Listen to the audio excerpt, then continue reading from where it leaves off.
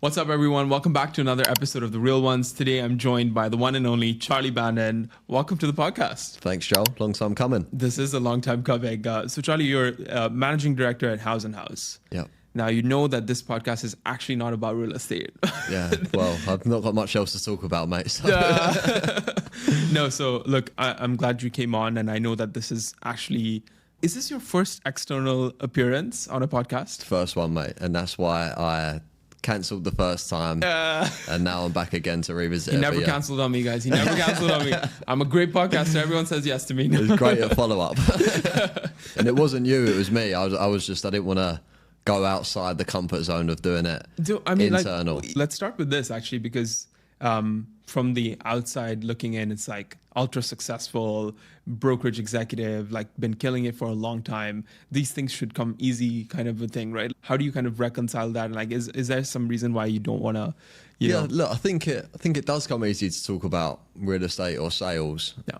But I suppose the other elements of that is when I think of podcasts, I think of some serious guests on some seriously big platforms, and I listen to a lot of them. Yeah. So then I think about, okay, fine, why would you go on a podcast, Charlie? Like, what is there to share there? But I suppose thinking about it deeper, it's just a much different audience, right? And it's probably very specific to people that work in real estate, and it could be helpful for them and helpful for Haus Haus. So that's why I've revisited the situation. No, I understand. but just to benchmark, who are these podcasters that you typically listen to? High Performance, Okay. Stephen Bartlett, FS Farnham Street. Yeah. They're probably like the go-to ones. Got it. So it's interesting because a lot of my friends are these massive podcasters, right? Like, and I'm not talking about my 850 subscribers. I'm talking about the people with 250,000 followers, 500,000 followers, and things like that.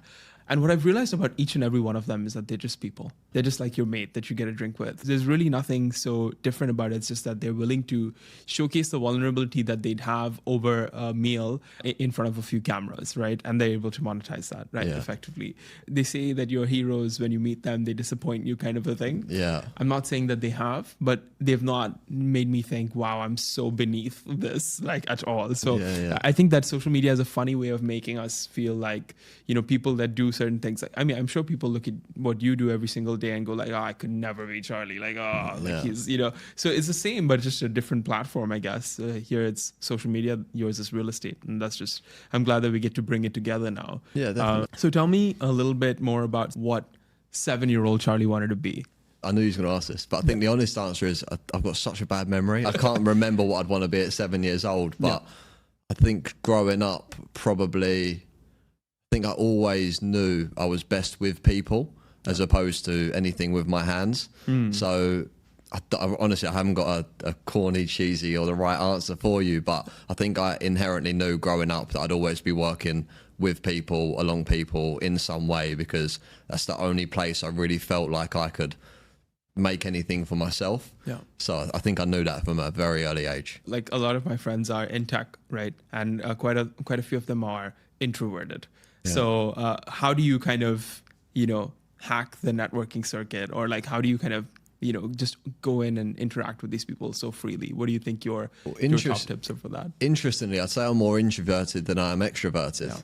And like you, I didn't really understand why I always felt like I could still speak to people, but I can only really speak to them if there's a purpose. Like, small talk's not my greatest skill set, but if I've got like a subject or something to talk about, I'm fine, because I'm quite well thought, and I'd speak about something that I'm confident on. But if I'm not confident or I didn't understand it, I'm also really good at asking questions to help me understand it. So then naturally in that dynamic, you'd find me really interesting because I'm asking lots of questions about you and what you do.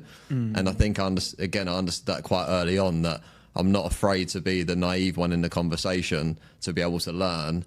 But then when I do know something, I'm quite confident of my opinion because I'm quite well thought on whatever that subject might be. That's so interesting because, the most interesting person in the room is the one actually asking, all the questions in that sense, right? Like you go in there and you're ultra curious about their lives and things like, because you're done talking about yourself to other people or kind of a thing, or you don't care about it as much, right? Yeah, that's it. And there's no growth there, right? You're regurgitating the things that you already know. Exactly.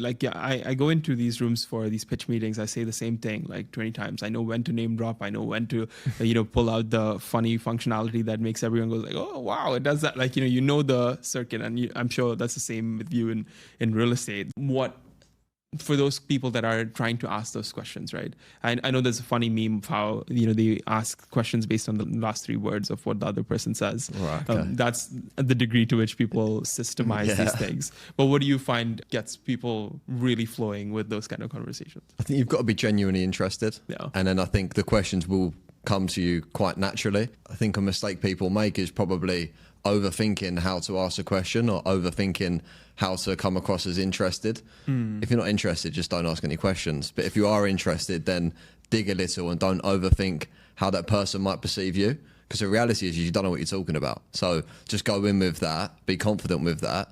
And by the end of the conversation, you'll be wiser if you're speaking to a wise person. If not, you've wasted your time, but you understood that they're not someone that you should be trying to learn from. Absolutely. Most people don't know anything. And I think that's the reality. I think that's the bridge that I was able to make quite quickly, because I was just like, you know what? These guys at the top, I know that they have a couple of decades on me, but what have they learned in those couple of decades? And can I bridge that gap? And that's what I guess sparked my curiosity in a way. Yeah, and I think when you meet people that are really good at what they do, they've got a way of making it sound so simple and so easy. That when it sounds simple and it sounds easy and you go and try it, then you realize how difficult it is. It's just because they've done it so badly for such a long time that now they make it look really, really easy. Yeah, 100%. It's just all the reps, right? So let's talk about your journey here, right? I know that you've obviously climbed the ranks at House House and things like that. But for those that don't know you, what is the story behind Charlie? How does he end up in Dubai?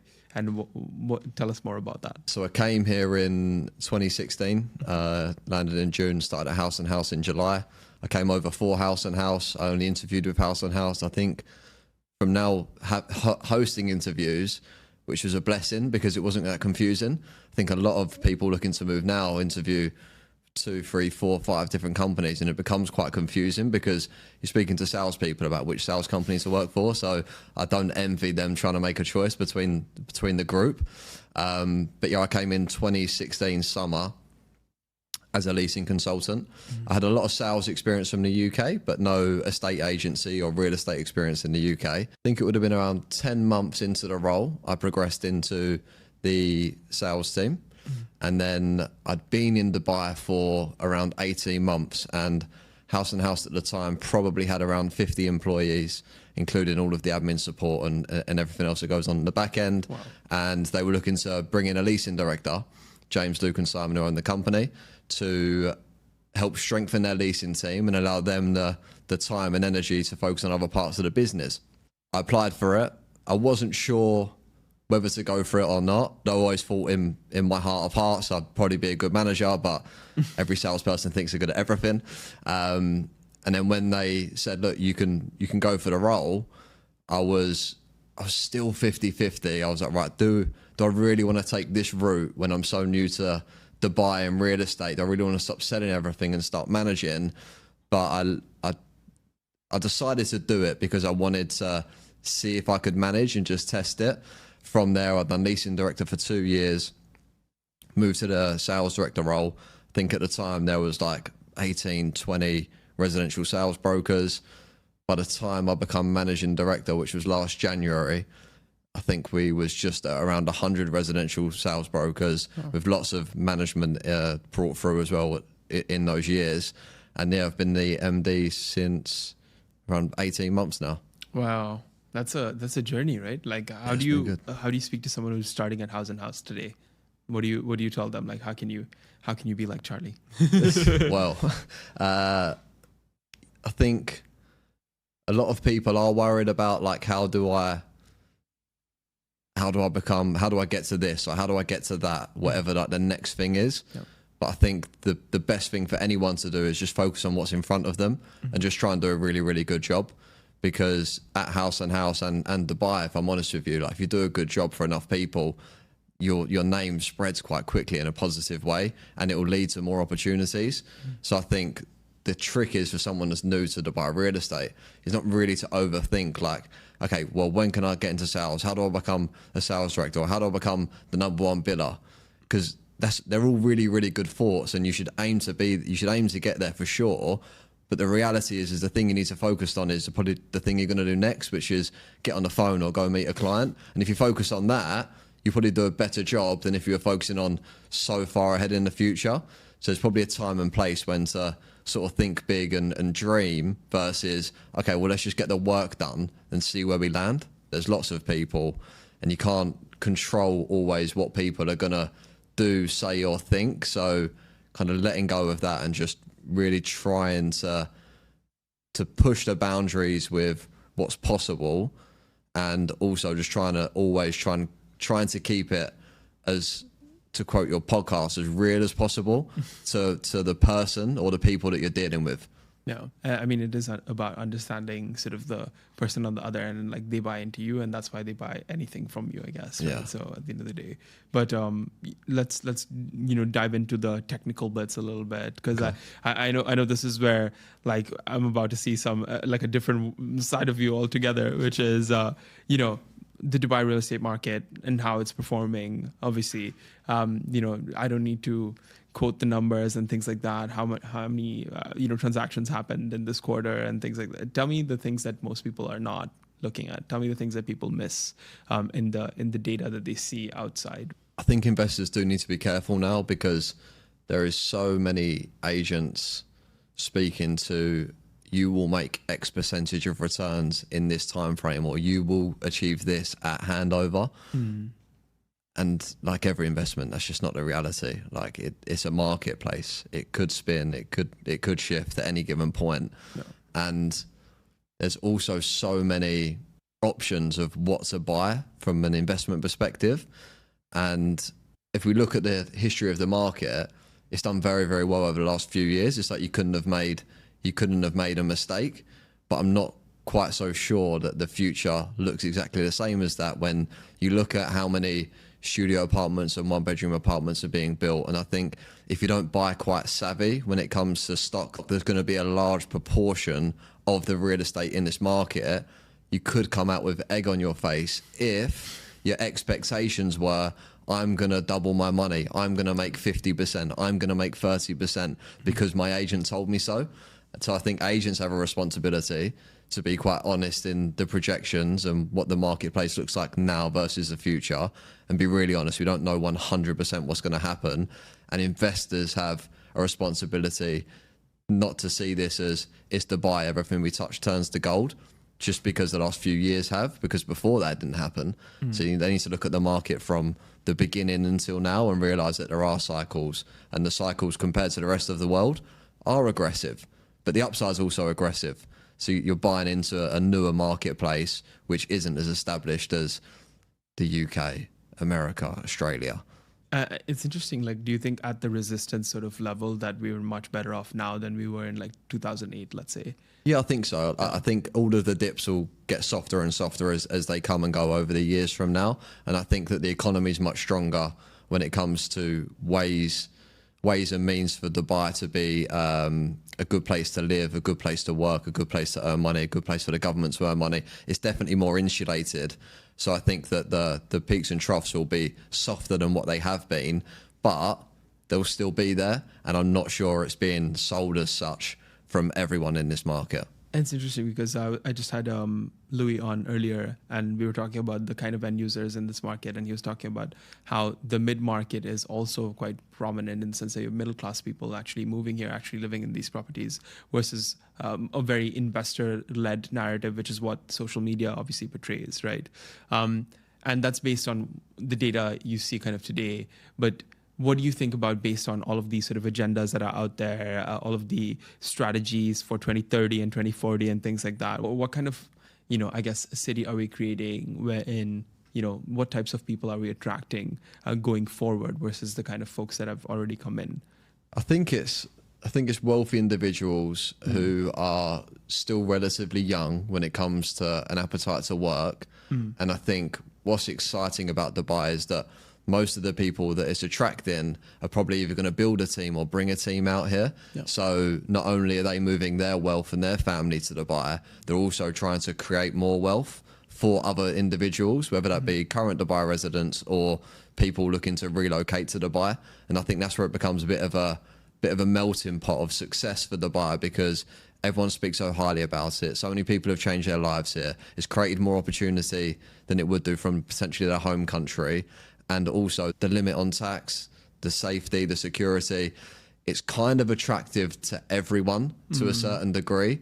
But on the everyone, they need to have an appetite to up sticks, move to a new place and kind of start rebuilding again.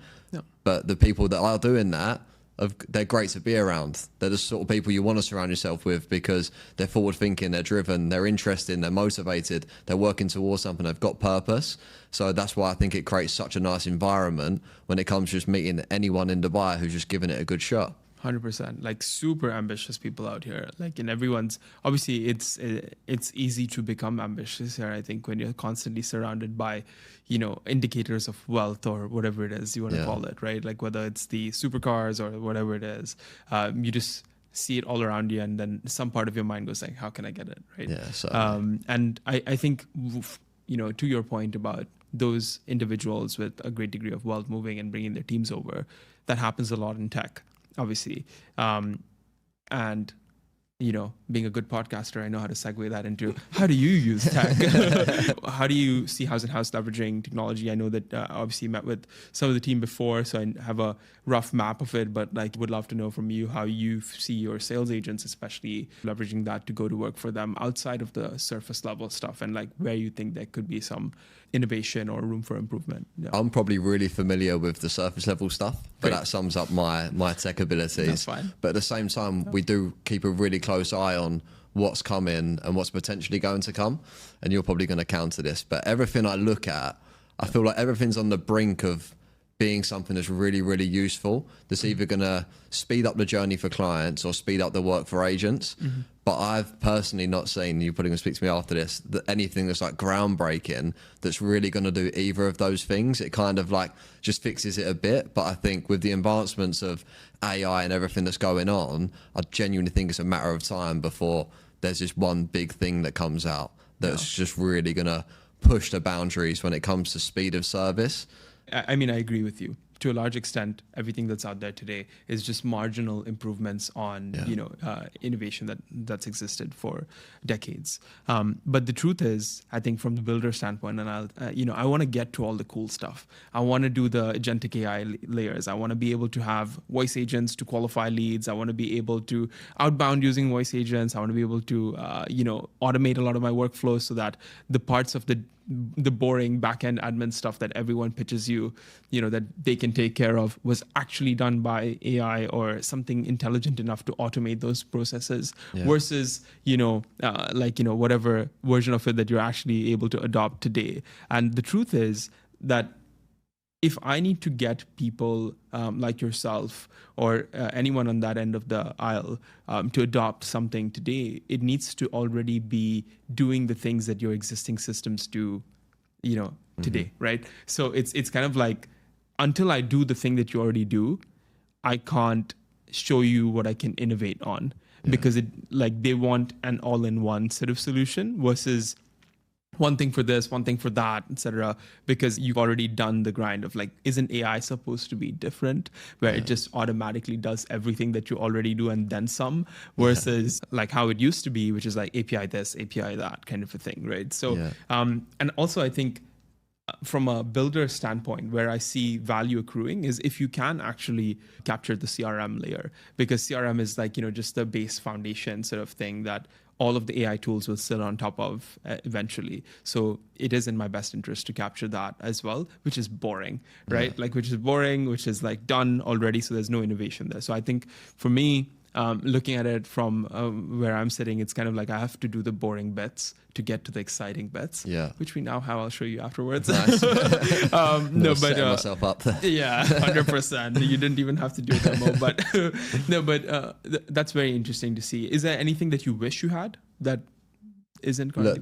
Look, I suppose the thing that concerns me the most is when you mentioned about speaking to clients. Yeah. And being a salesperson all of my life, I think if I was to adopt AI as a salesperson, the last thing I'd want it to do is speak to my clients, because I'd want to have that touch point. Yeah. But all of the lead ups to that of identifying who to speak to, why and when, and trying to time that really, really well based on all of this data that's surpass a human mind, I think that's what will be really helpful to make sure that agents or any salesperson is in front of the right person or speaking to the right person towards milestone or touch points throughout their journey of owning the asset.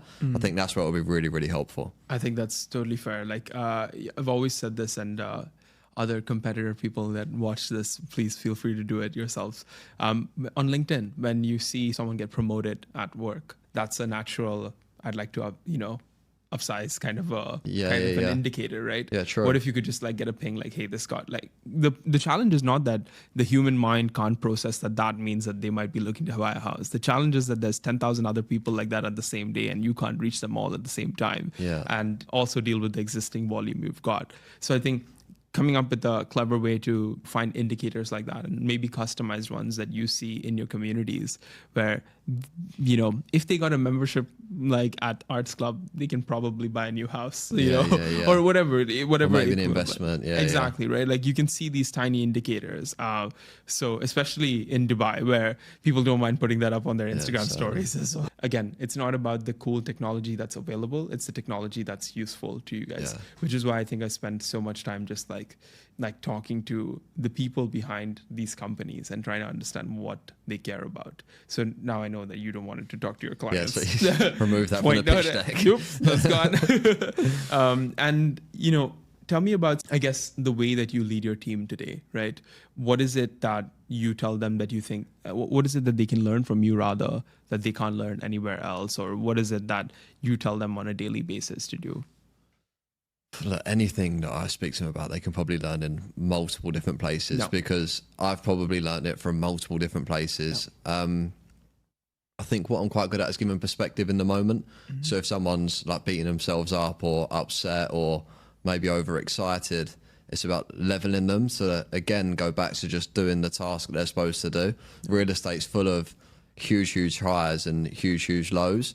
But what you'll find is that the most experienced agents have like a way of just staying quite level, and helping people get to that point, I know is A, most mentally freeing for them, but B, like financially is going to push them forward, because they're never too high in their own success and they're never beating themselves up or upset for so long.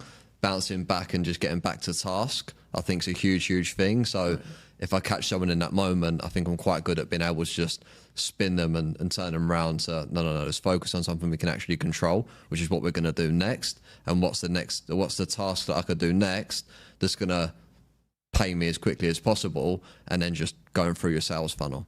Got it. And in terms of where House and House is sort of headed, like what's the big ambition? What's like, there's obviously, you guys have one of the most established brands out here. It goes without saying. So what's the big dream for the company? So the big vision is to become the most trusted and reputable real estate agency in the UAE. But I suppose on a more day-to-day basis, we're just trying to keep up with the market. Yeah. We were saying before we started turning on the cameras that the market's moving so fast. There's new developments coming up. All the new developments that are being sold means there's going to be more residential sales and leasing that's going to be needed.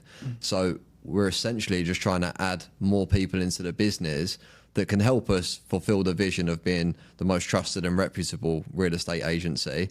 But in the meantime, just trying to bridge the gap from market share that's available into the hands of house and house agents, because we know we're going to look after the clients. We know we're going to build a reputation in the communities and give the people that are working for house and house the opportunity to earn really good money and build themselves a nice life. And what's that big dream for you? For me? Yeah. Just to be a part of that, I suppose, and just continue to be seen as a company that's leading the way when it comes to standards. And I think being a part of that is a big motivator, because there's not a lot of trust when it comes to either working for a real estate agency or working with a real estate agency. But I think the more we continue to press that you can succeed in real estate in a nice way from a staff perspective, and also from a client perspective, be treated well, not just during, but also after, get sound advice when it comes to investment. I think being part of that's really a big purpose for me on my mind. And again, fortunately, there's so many people in the business that see it exactly the same way. So there's a large team of people that are all pushing the same agenda, and that's really cool to be a part of. It's interesting, like when you talk about, I guess as Gen Z, it's kind of hard for me to picture sort of owning a home at the moment. I know that a lot of the people in their 40s, et cetera, like very capable of doing that today. But if you were to talk to someone who's, let's say, 25 years old or something like that, how would you tell them to think about their first ever purchase? I'm going to sound really boring, but don't think about the purchase. I think about what you can do to help you get to that position. I moved to Dubai at 26. I was not in a position to buy a home, like, at all. And now I do own a home, and all of that's changed. And the reason that's changed is because I wasn't really worried about what home am I going to buy. Like, I wish I could buy a home. Oh my God, life's so unfair. Why does everyone else get the opportunities but me? It was more like, okay, cool, let's follow this opportunity and see where it lands, after following lots of different opportunities in the UK and then just sticking at it. And I think the biggest thing they should look at is, well, what environment are they in? Like, are there people around them that are in a position where they can buy their own homes, whether they be the same age or a little bit older? But if they're in the right environment and it's possible for someone else, it's definitely going to be possible for them. So it's just work out what you need to do to be like the person who's buying the home. And if you're not in the right environment and you can't see that, that's cool. Just look outside of your environment and make a change and make the decision to move into the new place where it is actually possible, and then do everything you can that them people are doing to become successful and buy your own home. And if you can't see it there, follow Charlie Bannan on Instagram. Or just work at House House. Oh, this guy. No, but coming back to the victim card thing, right? Like, I think a lot of people get in that mentality of, this is the hand I was dealt, this is the thing that happened to me, and now I'm like screwed. Like, how do you kind of break free of that mentality, right? Like, as in, a lot of people I've seen, they're just on that track, like, and they can't seem to break free of that, right? They're constantly like, I was dealt the wrong hand, and that's why I'm going the way I'm going, kind of a thing. Probably look for inspiration from people that was maybe dealt the same hand or a worse hand, and just try to work out what they done. I think for every sad story, there's a good one. And it's just like, if you go and speak to everyone about the sad story and everyone's agreeing with you and they're saying, yes, it was really hard, and they're not helping you at all. They're just agreeing. Yeah. But I think most people in whatever position they're in, especially from like the UK, like, it could be a lot worse. Just go and look outside yourself a little bit, work out what people have done to get out of worse situations. You'll probably feel better about your own situation immediately, and then you can start taking action points to get out of it. I think sitting around complaining is not going to help anyone, but I think having enough self-awareness to understand, okay, I'm not exactly where I want to be, that's a real big positive. But that's the first step. Like, what are you going to do now? Like, what books are you going to start to read? What podcasts are you going to start to listen to? Who are you going to reach out to? Who are you going to try and just grab 5 minutes of time with to work out, well, what they done differently and how it worked out for them? And again, just taking those small actionable steps, they won't actually change your life, but they will make you feel better. Then the more you do it, the more you learn. The more you learn, the more you can change. The more you can change, the more you're going to grow and earn. Yeah, and I think what you said about, like, I guess the people you surround yourself with as well, right? When you look at those people around you today, what do you kind of learn from them, or rather, what do you observe from them? If you think about the 5 closest people to you, friends, etc., whatever, what do you kind of pick up from them? It's probably changed a lot over the years. Same people, but like what to learn from them's changed, because I've grown and they've grown. And I'm thinking about who I'd go to. The people I'd speak to, they're probably just wise on experience in those situations. And that's invaluable because they've either gone through it before or they know someone that has and they can connect you. And I think that's what's really helpful to me at the moment is that if I have a problem or I have a situation or I have an opportunity or something's come up, I know I've got 5 people. Out of one of them, they'd be a good voice of reason in that. And if they don't know the answer, someone in their network will. But it wasn't always like that. And I think you build that over time, but you're only going to get those few people to bounce off because it will only ever be a few, most likely. You're only going to get that as if you really work on yourself and try to grow yourself. I mean, I agree with you. Like to a large extent, when I'm sitting on my side of the thing at like tech startups and you hear about these crazy billion-dollar companies, it's very easy to think like, oh, I don't know Elon Musk, so I don't have the best mentor, you know? But I think the best framework for me is like actually who's 1 or 2 steps ahead of me, right? And I would rather learn from them than learn from the guy that's, you know, probably 10 million steps ahead of me. And I think that actually gets you that actionable piece that you talk about, which is like, how can I go from A to B instead of thinking about Z all the time. If you were to, you know, I guess talk to yourself, I guess 21-year-old in London, what would you kind of tell that 21-year-old self? What would you tell them? You know? I'd probably say, just keep going, mate. It gets good. Just keep going, and remember to be healthy, but just keep going. Yeah, that's probably what I'd say to him. There's that ridiculous sort of pressure to have everything today kind of a thing, especially as a young person today. Like you kind of just look all around, like everyone's somehow rich and you're just like perceived rich. There's not enough emphasis placed on put your head down and like, you know, do that for 10 years and then see the outcome of it on the other side. Yeah, definitely. I think social media's got like a big responsibility in the sense that anyone can go on there, anyone can say anything and it's automatically true. Yeah. But there's no like background story to any of that. And I think people have a responsibility to only say things that are authentic and are true. It's all these silly podcasts, you know what I'm talking about? These tiny podcasts keep making these authentic facts up. I guess like last one being, I guess you're pushing yourself on social media a lot now. Yeah. Why the sort of urgency to do that? There was certainly no urgency. It was a bit more of a push, if I'm honest. Okay, and fine. I think it's more for the business. I think it's more to give people that are looking at working in real estate in Dubai a glimpse of the people that work within House and House, because I think to our detriment we focus so much on the clients and the agents that are within the business and that we're serving that we kind of turn off the optics of what it actually looks like to work inside the business. And some people join and they're like, I had no idea it was this big. I had no idea we had all of these different service lines and you covered everything in real estate. So I think with the marketing team at the moment that we've got, they do a great job of pushing us outside of our boundaries. Got some external help from people like Vic. And my biggest concern was always, I don't want to be another voice on social media that just sounds like they're spinning a lie to everybody.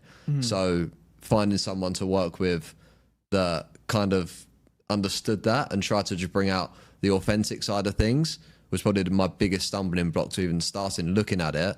But now it's going. I like that it's quite organic. I like that it's quite quick. I like that it's really easy. And it's not hard because it's just things we talk about on a day-to-day basis anyway. And it does give good optics to people that are looking to join the market. And people that work in sales. It's similar to, I feel like why I put myself out there a lot. It's not because I'm trying to get like, I'd get ultra famous just to close more, right? Like if that buys you more trust, that makes the yes easier, then like, yes, let's get famous, right? What's one thing you wish people kind of asked you, like on these podcasts and things like that you do, right? Look, I know what it is, but I don't want you to ask me. But I think the question I always try to find out about people is, why do you do what you do? And like, what's the actual motivator? Because I think that's what's most interesting about a person, because it's so different for everybody and it's so unique to them. And I reckon if you asked 10 people the question tomorrow, not one of them is going to actually tell you the truth. Like, it takes a long time to really understand why someone genuinely does what they do, if they even understand it themselves. So I think that's what's really interesting to me. Damn. So why do you do what you do? I'm not going to say the truth. Oh, come on. This is just... That's brutal. After laying that one up so nicely. No, well, we'll get that off the camera for sure. But Charlie, thank you so much. I really appreciate you making the time and coming on the podcast. Well, yeah, like that's usually what we do. Do you feel like we missed any beats? No, I think we've covered it all, mate. Thank you so much for coming on, Charlie. Thanks, Joel. Appreciate it. Awesome. Thank you so much for tuning into this episode of The Real Ones. Don't forget to come back next week and we'll have yet another exciting guest. See you in the next one.